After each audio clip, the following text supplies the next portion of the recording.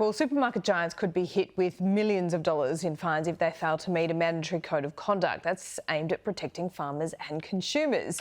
It's just one of the recommendations of an interim review led by the former Labor Minister and Craig Emerson, who's also rejected any kind of forced breakup of supermarkets like Coles and Woolworths. So is this enough to address the competition and market power issues? Joining us now is the Nationals leader, David Littleproud. David, what do you think from what you've read so far? Oh, look, this goes some ways, and in fact, what we offered the government more than 12 months ago, that we could have had a bipartisan approach and had this already implemented. And they're not exactly accepting all these recommendations yet. They're waiting until the end of June to see what the final report from Craig Emerson is. When this cost of living crisis has been going on for 18 months, you would have thought there was some urgency, so much so that it would have taken our hand over 12 months ago and actually brought all this forward.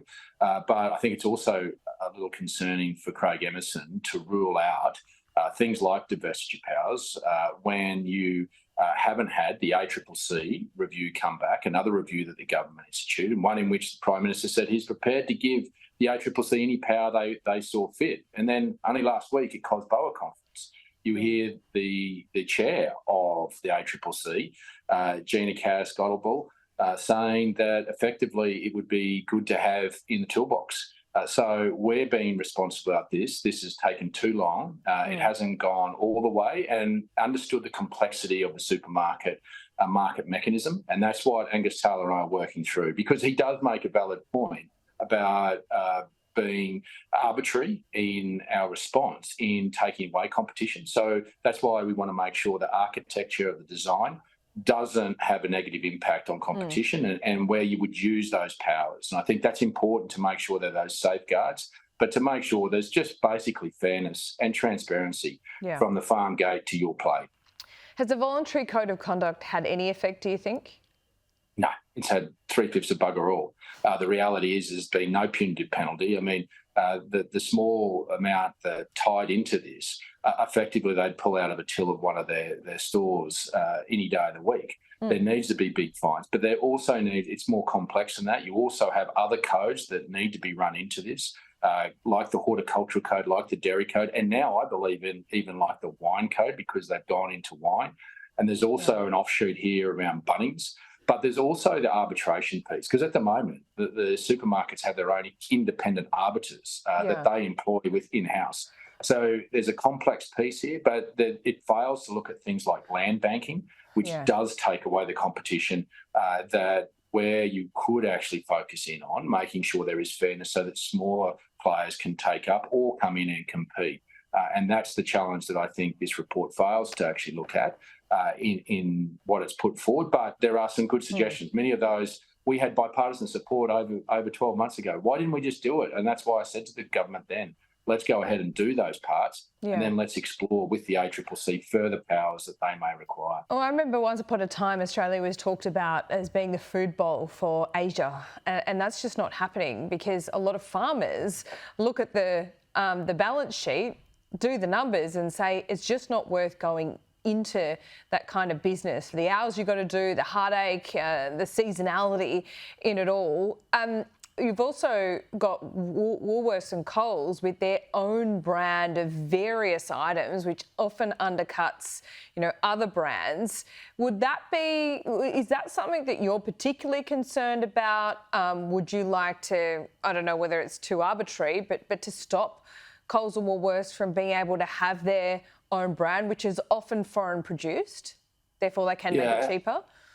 I think we've got to be careful with that. We've got to understand that it's still coming from Australian produce. And what we are finding, Bud, is that many of the larger scale farmers are turning their back on Woolworths and Coles and going overseas because of the free trade agreements that we put in place when we were in government.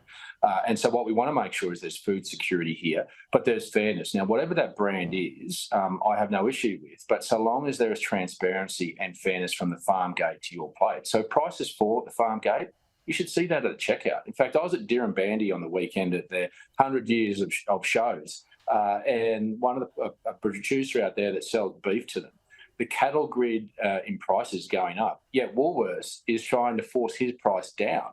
And there's no transparency or correlation between what he's receiving and what people are being charged at the checkout. And you look at what's happening right across the fresh produce sector, and what they have the power is is you're dealing in a perishable commodity. So there is a timeline, a shelf life to these commodities that they know they've got farmers over the barrow. And we've got to So make sure we David, give that protection. Are you saying customers also need to prepare, if the farm gate price is going up, that should be passed on to customers? There needs to be a whole different market here?